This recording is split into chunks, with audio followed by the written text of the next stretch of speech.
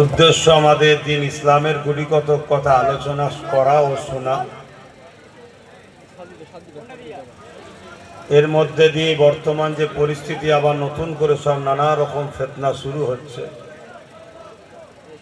দাওয়াত 1 বছর আগে হয়ে থাকে, 1 বছরের মধ্যে নানা রকম ফিতনা ফাসাদও জড়িয়ে যায়। তাই বর্তমান সময়কে সামনে রেখে দিন ইসলামের আলোকেই গুটিকত কথা আপনাদের কাছে বলবো। তবে আপনারা ভালোবাসেন, ভাঙড়ের মানুষ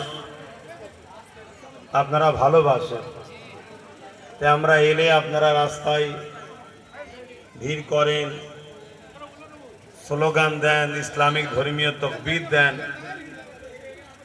এটা আপনাদের ভালোবাসার বহিঃপ্রকাশ হয়।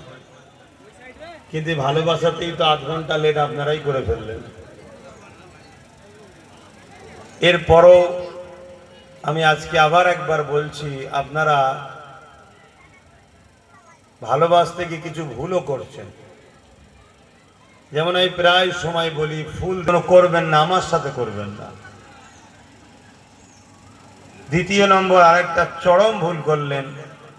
রাস্তায় আস্তে আস্তে দেখলাম আমার হিন্দু ভাইদের বা অন্য কোনো ধর্মের ভাইদের কিছু ঘর বাড়ি আছে, বস্তি তাদের, সেখানেও আপনারা যখন আসছেন আপনারা আপনাদের ধর্মীয় স্লোগান দিতে দিতে আসছেন।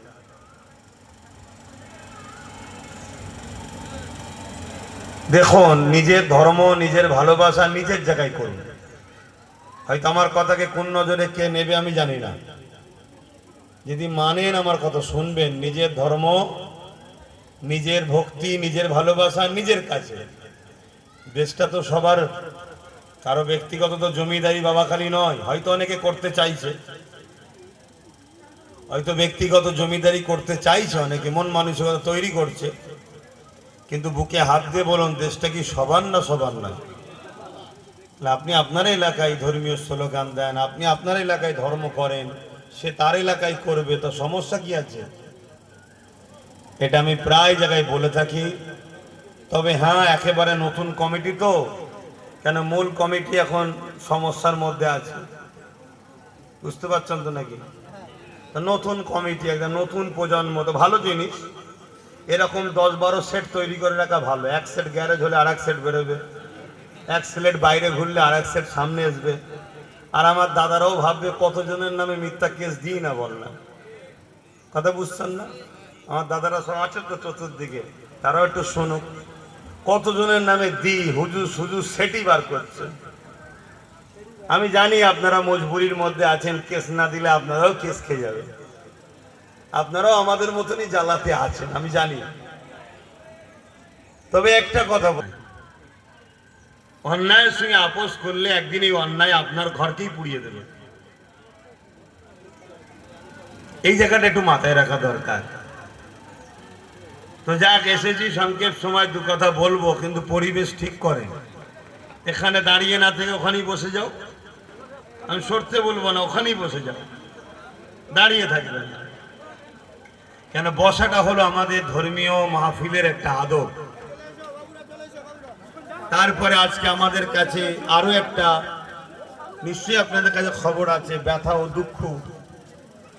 আমার ভারতবর্ষে ভূস্বর্গ বলা হয় কাশ্মীরকে। সেই কাশ্মীরের মতো একটা জায়গায় মানুষ একটু বেড়াবার আনন্দের জন্য যায়। কেন, সৃষ্টিকর্তার বহু নিদর্শন আছে এবং শুনেছি সত্যি বেড়াবার জায়গা। আমিও যাইনি ওই ভয়েতে, কথা বুঝছেন না, বোঝেন না? এবারে বলে তাহলে আপনি ভয় করেন না, ইসলাম বলেছে সাবধানে থাকতে। যাই হোক, সেটা বড় দুঃখ খবর আমাদের সবার কাছে আছে যে আমাদের নিরীহ সরল, তারা কিছুই বোঝে না, তারা ঘুরতে গেছে। এরকম নিরপরাধ 27 থেকে 28 জন নিরীহ ভাই আমার দেশের, তাদেরকে সন্ত্রাসরা গুলি করে মেরেছে। জঙ্গি আতঙ্কবাদ দেশের বিরুদ্ধে যারা, আমার দেশের বিরুদ্ধে যারা, তারা গুলি করে মেরেছে। এটা আমাদের জন্য অত্যন্ত দুঃখ। আমরা শোকাহত এবং ওই পরিবারকে সমবেদনা জানাই যারা তাদের পরিবারের বেঁচে আছে। দেখেন মারা তো সবাইকে যেতে হবে, কিন্তু এই যে অন্যায় জুলুমগুলো হচ্ছে এ খতম হওয়া দরকার। দ্বিতীয় নম্বর, যে দাদাগুলো মারা গেল বা ভাইগুলো মারা গেল, এটা যেমন দুঃখের বিষয়, পাশাপাশি একবার ভেবে দেখেন তাদের পরিবার বা তাদের সন্তানগুলোর কি হবে। কেন এখন হয়তো অনেকে ময়া কাদা কাঁদবে, অনেকে আবার এটা গেলে রাজনীতির রুটিও শাঁকবে, আমি অত নোংরা দিকে যাচ্ছি না।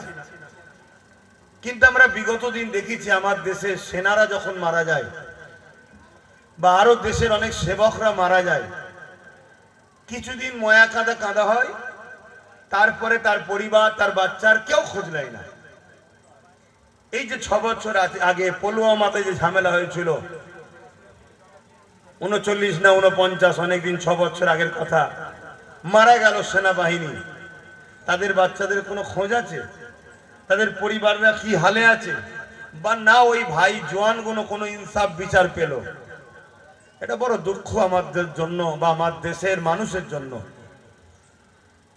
তো যাক, আমাদের যতটুকু ক্ষমতা আমরা সৃষ্টিকর্তার কাছে দোয়া চাই, আমার দেশকে যারা ক্ষতি করছে তাদেরকে তুমি ধ্বংস করো, বলুন আমিন।